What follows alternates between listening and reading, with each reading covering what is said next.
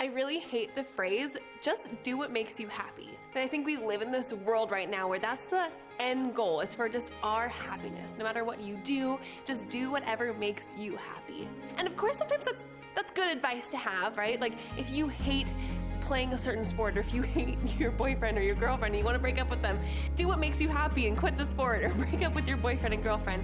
But when we think about our life and as we go into the new year, what is the goal? What is the objective of our lives? Is it just to make you happy? And 3 things I want us to take away when we hear this concept of just do what makes you happy. The first one is this: instead of living a life that makes us feel good, we should be living a life in obedience to God. This is really important because Christianity is not just a list of rules. Like, I think non-Christians sometimes think that. They just think like we have to obey these rules in order to be a Christian. And that's not the case. It's not just rules that we have to follow because God says so, but it's because God wants us to live life to the fullest.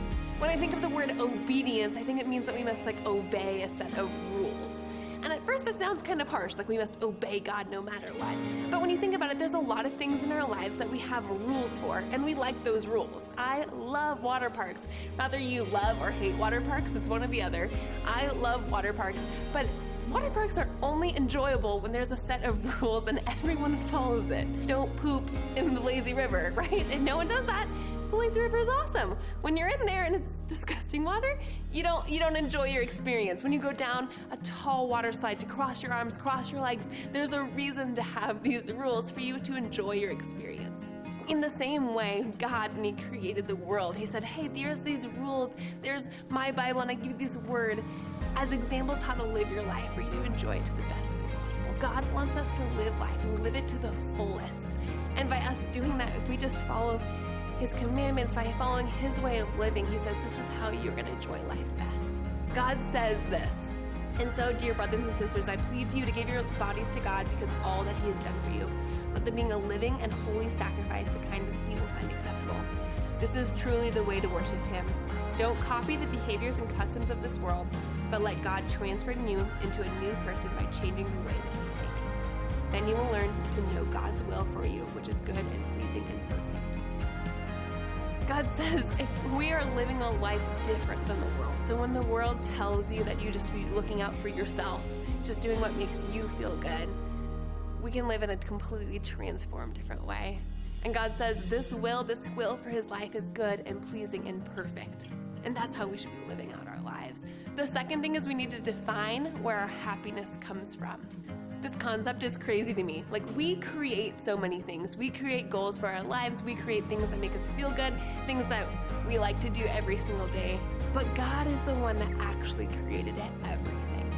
And all those other things that we put above Him are just idols that are nothing and nonsense. There's so many things in my life that I just think if I had that one thing, then I would be happy. If I just had a boyfriend, then I would be happy.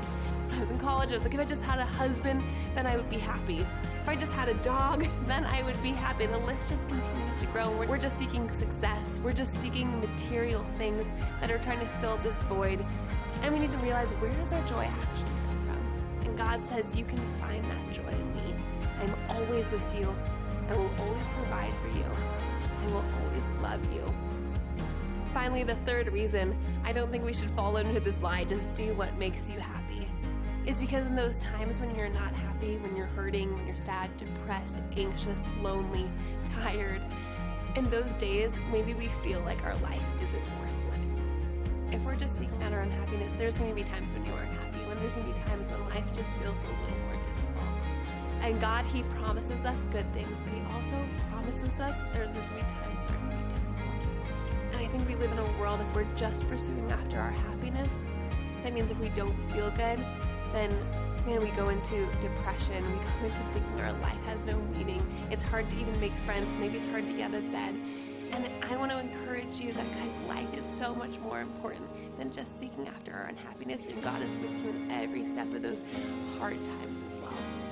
1 James says this: Dear brothers and sisters, when troubles of any kind come your way, consider them an opportunity for great joy. For you know when your faith is being tested, your endurance has a chance to grow. So let it grow, and when your endurance is fully developed, you will be perfect and complete, needing nothing. There's a lot of things in my life I need, right? I need oxygen, I need water. And this concept is this: if we understand who God is, we'll be perfect and complete, lacking nothing. And God says sometimes in those really difficult seasons, you'll find him. And I know in my own life, sometimes those hard times are the times where I draw the closest to God that I've ever been. And so whatever you're going through, no matter what, if you're in a really great season where you feel really happy, or maybe you're in a season where, man, you feel like you haven't had happiness this last year, know that God is with you every step of the way. And your life is so much greater than just the emotions that you feel right now. So this year, as you're getting prepared and you have expectations and goals and resolutions or whatever is coming for this year, I just pray that you understand that your happiness and everything that you wish and you hope to have might not always come true, and you might not always have it, but there's so much more important things than just how we feel in this moment. Remember that you have a God that loves you and that he cares for you, and we should be seeking